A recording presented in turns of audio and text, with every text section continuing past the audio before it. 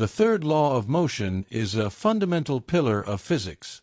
Newton discovered it, and that's already a guarantee. Then all subsequent scientists have confirmed it. Finally, there's the conservation of momentum, which is considered the perfect confirmation of the third law's validity. For all these reasons, no one, until now, has ever bothered to verify whether it's correct or not. But, despite everything we've firmly believed until now, the law of conservation of momentum, which we clearly haven't fully understood, proves something entirely different. It proves that the third law is wrong. Let's see why. Let's consider the real-world example Newton himself offers to illustrate his third law, that of a horse pulling a stone tied to a rope. Here, there are two forces, the horse's forward action and the stone's backward reaction. These two opposing forces determine the motion of the rope. If the horse's action equals the stone's reaction, the rope moves at constant speed. If the horse's action is greater, the rope accelerates. If the stone's reaction is greater, the rope slows down.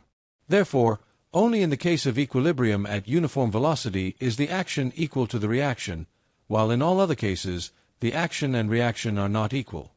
The other real-world case proposed by Newton is that of a body colliding with another body. In the following animation, use the link if you want to play it directly. 3 pairs of bodies collide at the point x equals 0, where the dynamometers are located. These pairs are simultaneously acted upon by the momentum of the body coming from the left and the opposing momentum of the body coming from the right. The dynamometer does not measure the masses hitting it from the left and right, but only their forces, with its compression and acceleration. Opposing pairs of forces act on the dynamometer, compressing it, and any excess of one of the two forces also acts, accelerating it. If after the collision, the dynamometer compresses but remains stationary, as happens with bodies A and B, the two opposing forces are equal.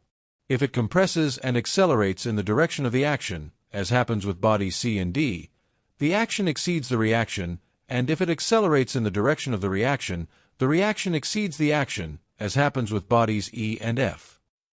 Again, the only case in which the two opposing forces are equal is when the two colliding bodies have the same mass, while in all other cases, the force of the larger body is greater than that of the smaller body.